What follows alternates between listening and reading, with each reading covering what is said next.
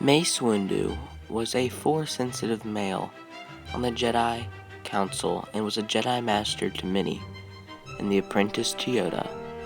This is the life of Mace Windu.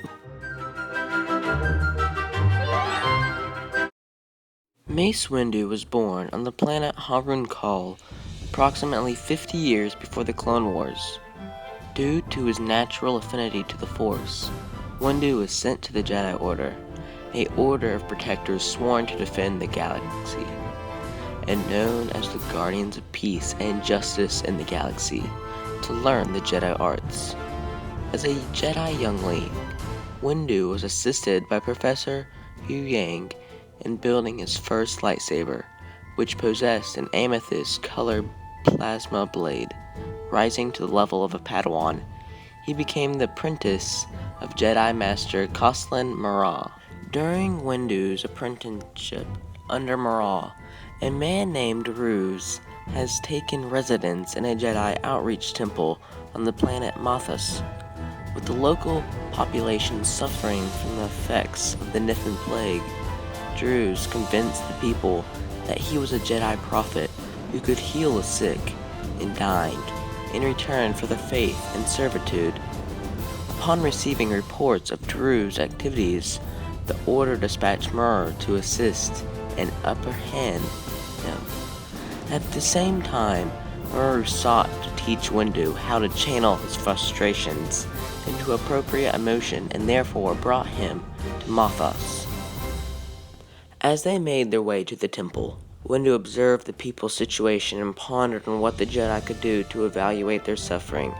He also denounced Druze as a swindler who prevented the Jedi doctrine in order to take advantage of the people's misery. At that point, his master cautioned him to suppress his hostile feelings, having noticed how the thought of Druze using the Jedi teachings to prey on others frustrated Windu. They entered the temple and found Druze with a group of Force worshippers, one of whom beseeched him to heal her child, who was dying in spite of her many prayers and offerings. Druze's followers came to his defense when the Jedi openly confronted him. Using the distraction they created, he tried to escape from the temple but was pursued by Windu. Although Druze's Gamorrean bodyguards were defeated by the Padawan, Druze managed to injure Windu's left arm with his blaster pistol. He taunted Windu and mocked the Jedi ways, sneering at their commitment to peace as he believed they should use their power to gain wealth, though the faith of the millions. Using the Force to embolize Druze, Windu disarmed him and vowed him that he would never hurt anyone else. However, Mur intervened by ordering Windu to lower his lightsaber. While she understood her apprentice's frustrations, Mur believed that Drew's punishment should be decided in the court of law.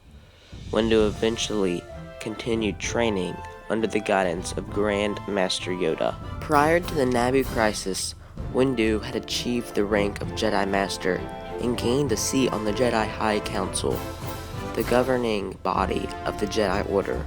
Long regarded as the Jedi Order's greatest champion, Windu endeavored to maintain the Jedi's ancient traditions while the Republic declined due to the galactic unrest and political corruption.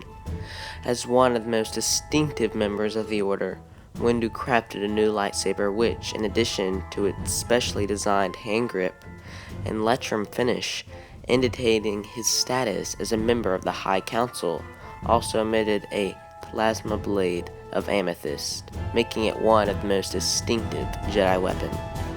During one of his missions, Windu rescued Deba Billaba from pirates and brought her to the Jedi Temple on Coruscant, where he trained her to become a Jedi Knight. By 40 BBY, Billaba was serving on the High Council along with her former master.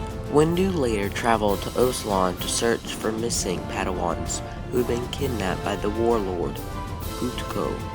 While searching, Gutuko's army captured Windu. After capturing Windu, they broke his lightsaber and were planning to broadcast Windu's execution across the galaxy so the Jedi's death could inspire many new converts into his cause. Later, Windu was able to use the Force to reconstruct his lightsaber. Eventually, Windu would be able to defeat Guachuco's minions.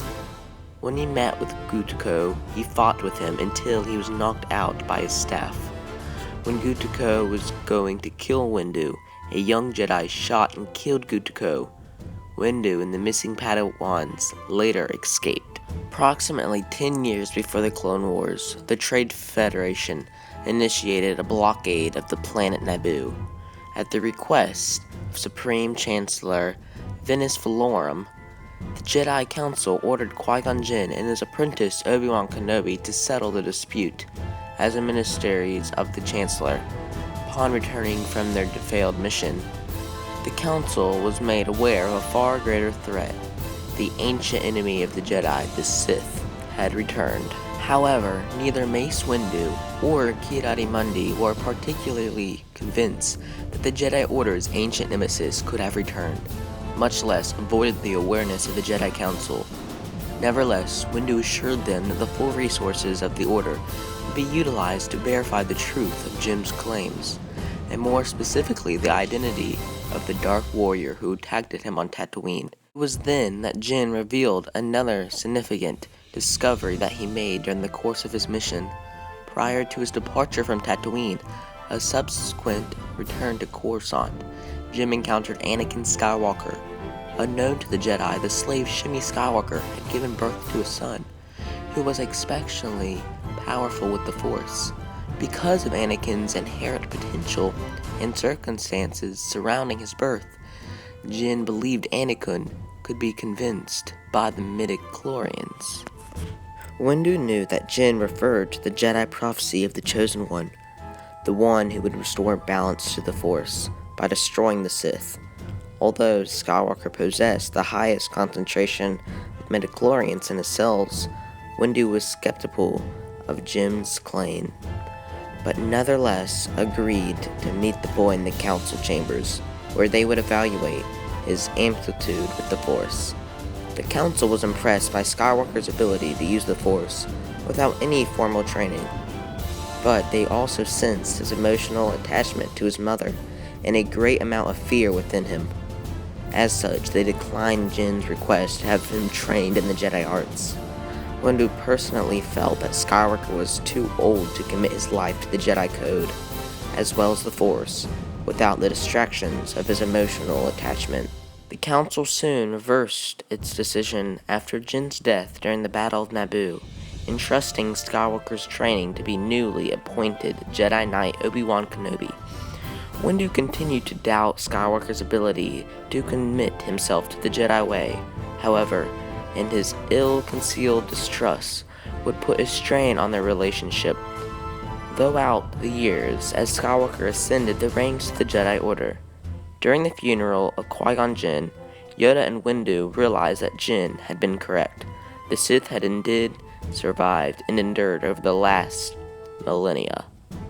Yoda quoted the Rule of Two, an ancient Sith philosophy that limited the ranks to the two Sith Lords, a master and apprentice, causing Windu to ponder over which of the two was defeated by Kenobi. Afterwards, he attended the victory celebration on Naboo, along with Yoda, several members of the Jedi Council, and newly elected Supreme Chancellor Sheev Palpatine.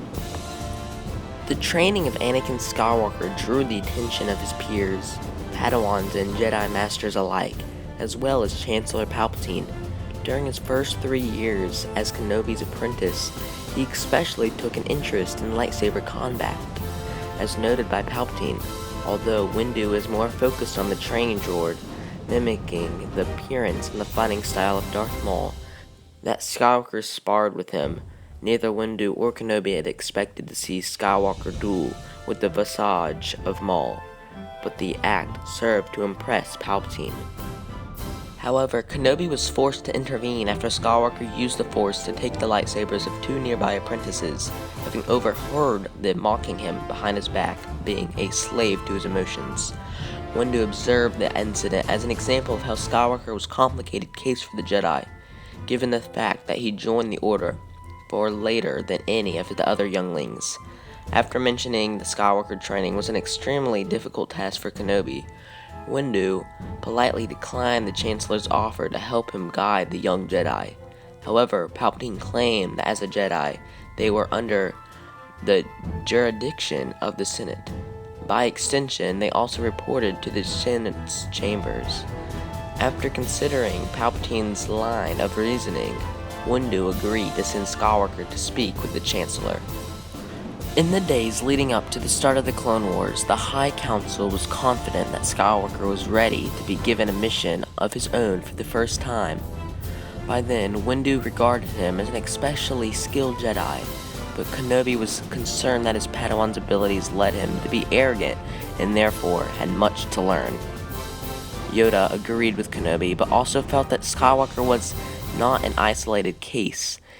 In his assessment, other Jedi had grown overconfident in their skills as well. At this, Windu told Kenobi to keep the prophecy in mind, for if Skywalker was indeed the chosen one, then only he could bring Force back into the state of balance. In the decade that followed the Battle of Naboo, the Galactic Republic faced an existential crisis as thousands of star systems and powerful corporations threatened to secede from the ancient democracy unit.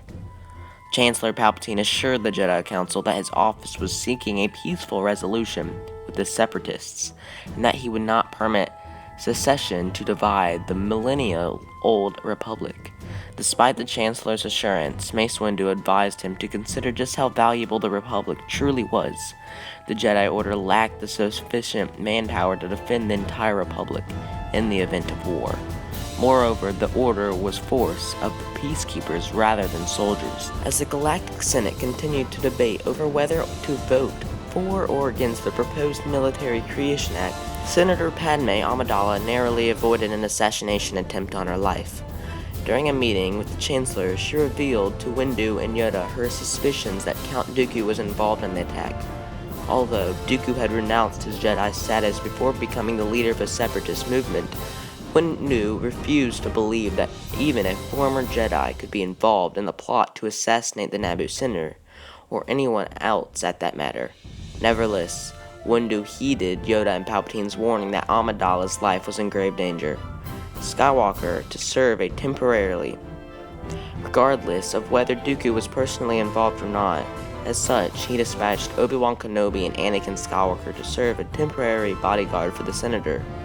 After the death of Amidala's would-be assassin Sam Wessel, Windu and the Council instructed Kenobi to track Well's semblance. Windu and the Council instructed Kenobi to track Wessel's accomplice who invaded capture. They also ordered Skywalker to accompany Amidala to her home planet of Naboo in case of another assassination attempt against her. While the Separatist crisis worsened, Windu concurred with Yoda's belief that the dark side of the Force was responsible for the turmoil that undermined galactic peace and stability. They were especially disturbed to learn that Kenobi's investigation led him to the planet Kamino, where their agent discovered the existence of a secret army, hundreds of thousands of clone troopers, in addition to 1 million more units in development. Prime Minister Lama Su, the leader of the Kaminoan cloners, revealed that the army was made to serve the Galactic Republic. He also asserted that the client who commissioned the project was the late Jedi Master Separatist, whom he presumed was alive and a leading member of a Jedi Council until Kenobi corrected his assumption. Kenobi followed the source of the clone army, the bounty hunter Jango Fett, to the planet Geonosis, where he reported another discovery to Windu and Yoda, both of whom witnessed his transmission in the chambers of the Chancellor's office. Dooku and the Separatist Council had no intentions of negotiating a peaceful solution with the Republic. They merely stalled for time in order to construct a massive army of battle droids for one purpose: to make a war on the Republic. After the Senate voted to empower Chancellor Palpatine with emergency wartime powers, which he quickly used to authorize the formation of the Grand Army of the Republic, Windu led a Jedi assault team to Geonosis in order to rescue Kenobi. while Yoda moved to take a command of the clone troopers on Kamino. Windu and the Jedi prevented the execution of Kenobi as well as Skywalker and Amidala, both of whom traveled to Geonosis with the intention to help Kenobi, but were quickly confronted by the overwhelming force of the battle droids. The Jedi fought bravely in destroying many battle droids in the process, but also sustained a large number of casualties.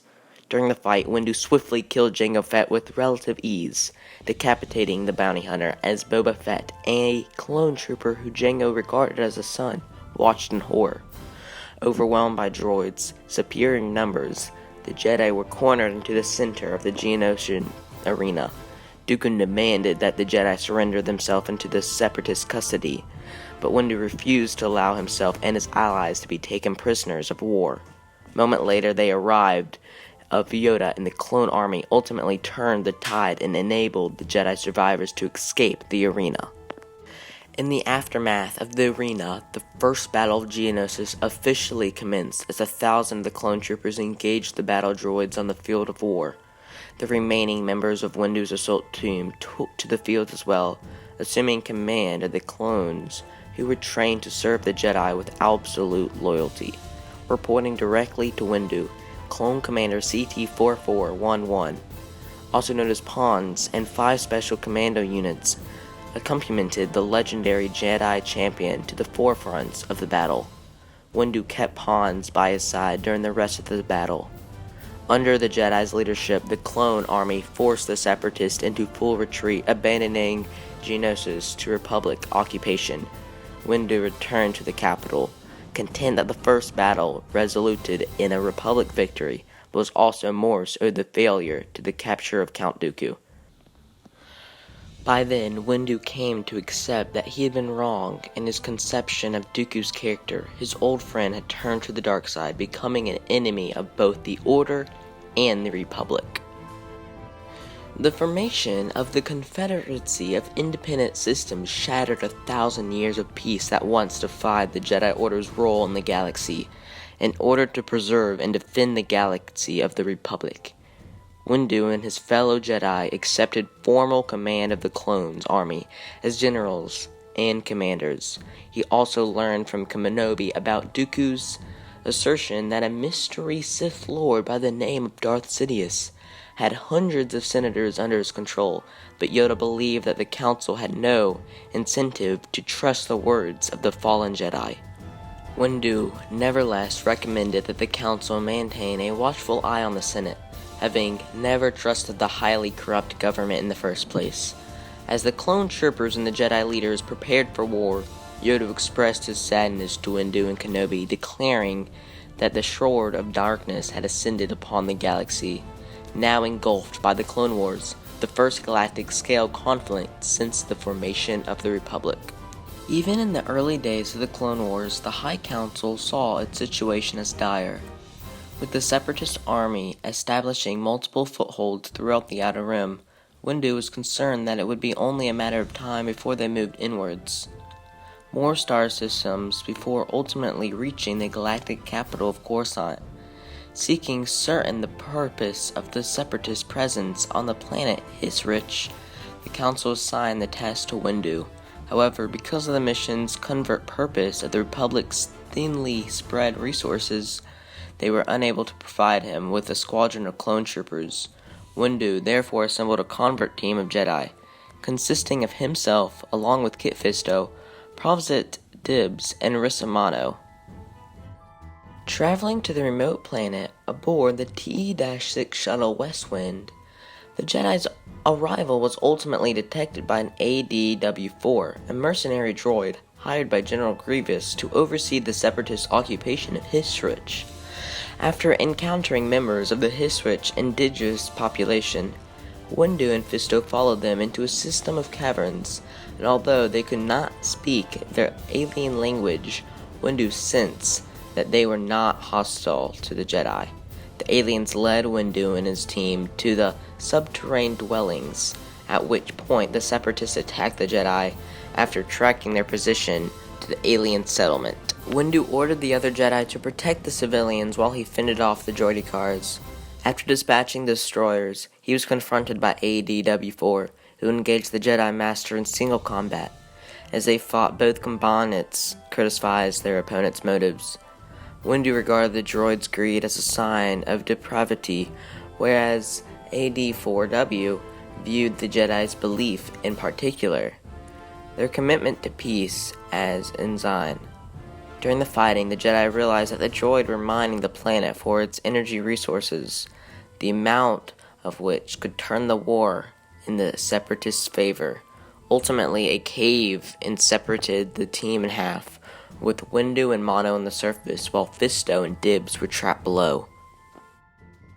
Together, Windu and Mono defeated the droids on the surface and succeeded in destroying one of the Separatist harvesters.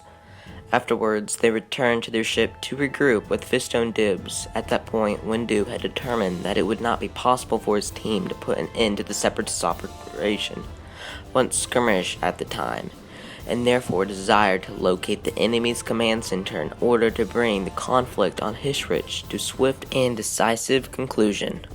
The Jedi's missions on Hissrich were interrupted by a fallout that occurred between two of its members.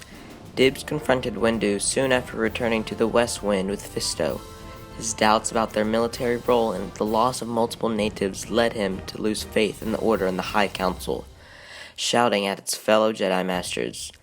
Dibs made several accusations against both Windu and the Council, raging the Council towards the damage to distorting the Jedi doctrine. He then physically assaulted Windu, causing the High Council member to get Dibs to attack its general. Although Windu sympathized for Dibs' frustration, he refused to entertain his claims, dismissing all of them as bold accusations and grand inquisitions. Dibs took this mockery and ignited his lightsaber, intending to take Windu's life. Realizing that Dibs would not back down, Windu declared that he had failed in his responsibilities to keep Dibs on the Jedi path. He then accepted Dibs' challenge by igniting his own lightsaber. Yet even as they fought, Windu beseeched Dibs to cease his attack by reminding him that they would eventually be brothers in the sense that they were both chosen to walk the path of a Jedi. Despite Dibs' resolution to kill Windu, he was ultimately disarmed and bested by the Jedi champion. The ordeal served to remind Windu of his mission on Mathas years prior to the Clone Wars, in which he was tempted to take the life of the false prophet Druz, recalling his past experiences with deciding other people's fates. Windu decided to arrest Dibs and leave his punishment to the will of the High Council. After securing Dibs on the West Wind, the remaining Jedi proceeded to bring their mission to an end by attacking the ADW-4's headquarters. Although his own faith was tested during the duel, Dibs' accusations ultimately strengthened Windu's resolve and his own beliefs in the Jedi Order existing in the people to protect the elements of the dark side. While Fisto created a distraction by confronting the battle droids, his comrades executed their respective parts of the missions, with Mono infiltrating a Separatist supply ship and Windu challenging ADW-4 to single combat. As they fought, the droid mercenary attempted to bait Windu by accusing him of hypocrisy, as well as secretly enjoying his newfound authority as a general in the Grand Army of the Republic. Although it briefly overpowered the Jedi Master, Windu openly prevailed, using both his Force powers and lightsaber to defeat ADW-4. He also rejected its claims against him, asserting that his rituals were influenced by the war and the concept of the right versus wrong. ADW-4 was confident that its mission was successful in spite of the Jedi efforts to prevent the Separatists from gaining a valuable energy source that could fuel their war against the Republic. However, Windu had anticipated the supply ship's purpose and instructed Mono to destroy it. The young Jedi Knight succeeded in her task, destroying the ship along with its flora samples, and moved to assist Fisto against the remaining droids with Windu's orders. Having failed in its missions, ADW-4 attempted to escape by disconnecting its head from its disabled body. The effort was in vain, as Windu used the Force to cause the head to explode, destroying ADW4 and ending the Separatist occupation in Hissrich. As a senior member of the Jedi Council, Mace Windu directed the Republic war efforts from the Jedi Temple on Coruscant, often conferring with Grandmaster Yoda and Supreme Chancellor Palpatine on matters of strategy and diplomacy. However, on occasion, he also took the field, commanding clone troopers and Jedi on several military companions, with Commander Pons as well as his second-in-command.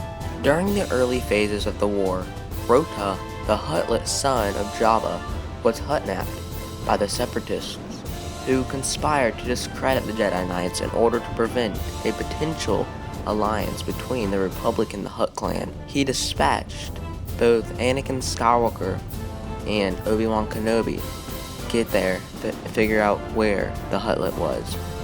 Soon afterwards, Windu received a message from the advanced Recon Force scout troopers who tracked Rota's location to an old monastery on the planet Teth. Due to the heavy fortification, Windu instructed the troopers to stand by and await Republic reinforcements. Obi-Wan and Anakin got in and rescued the Hutt. They traveled to Tatooine and delivered it to Jabba. They fought Count Dooku on the way, and the Huttlet almost was killed in the process. But at the end, the Republic made an alliance with the Hutts. Mace Windu was in many other battles during the war. For example, the Battle of Ryloth, where he helped free citizens from being held captive from the Separatists, and the leader of that Separatist on that planet was Wat Tambor. He helped capture Wat Tambor, trying to take the tide of the war in the Republic hands. After 3 years after the Clone Wars had begun, the Clone Wars was coming to an end. For many battles that Mace Windu had fought, it was now all coming to a close, and the Republic was on the winning side. Following the Battle of Coruscant, Windu was disturbed by Chancellor Palpatine's decision to appoint Anakin Skywalker as representative on the Jedi High Council, though the Council obliged the Chancellor, hoping to use the young Jedi as a spy against him. Windu warned his colleagues that it would be dangerous to pair Skywalker with Palpatine. Skywalker reacted with anger to the Council's decision to withhold the status of the Jedi Master for him, but was quickly put in place by Windu. At the time, the Council grew doubtfully that the Palpatine would surrender his war powers. As such, Windu agreed that Chancellor would be removed by force, and further added to the Council would have to take control of the Senate in order to maintain peace during the transitional period. Shortly after, Ahsoka Tano, alongside Commander Rex and the 332nd Company, reported a successful capture of Maul during the Siege of Mandalore. Tano requested to speak with Skywalker, but was refused to do so to Skywalker's task with the Chancellor. Upon learning that Kenobi had located and engaged General Grievous, Tano believed that the war would be coming over soon, but Windu noted that the war's conclusion depended on Palpatine. When Tano questioned what he meant, Wanda refused Tano, coldly stating that she was no longer a Jedi and said that he was a citizen. Though disappointed, Tano told Windu that she understood before cutting him off on the transmission. Windu took one last cold look at Tano. With the death of General Grievous during the Battle of Utapau, Windu was determined to see the Senate restored to its former position prior to the Clone Wars. By then, however, Skywalker revealed to Windu that Sheev Palpatine was in fact Darth Sidious, the mastermind behind the war, and the second Sith that the Jedi had been searching for since the Naboo crisis. Knowing the future of the Jedi Order was in grave danger, Windu and 3 other Jedi Masters, Agent Kola, Sez-Nitan, and Kit Fisto, raced to Palpatine's office and attempted to arrest the Supreme Chancellor. Their confrontation led to a lightsaber duel in which Sidious killed Kolar 10 and Fisto with ease. Despite the loss of his comrades, Windu continued to fight and ultimately prevailed in the duel, disarming the Sith Lord in the process. Skywalker, who had been followed Windu despite the latter orders to retain in the temple, beseeched the Jedi Master to spare the Chancellor's life, believing Sidious had the power to save Padme Amidala from death. Windu, whose original goal was to put the Chancellor on trial, concluded that the Sidious was too dangerous to be left alive due to his control over the Senate and the courts. But before Windu could deliver the killing strike, Skywalker intervened by severing Windu's forearm, enabling Sidious to unleash a torrent of Force lightning that sent the Jedi Order's great champion plummeting to his death. Few decades later, Luke Skywalker would find out about him and learn from his teachings that he's storing a holocron. Thank you for watching. Please like, subscribe, and comment. And please say what you would like to see on this channel. Thank you for watching.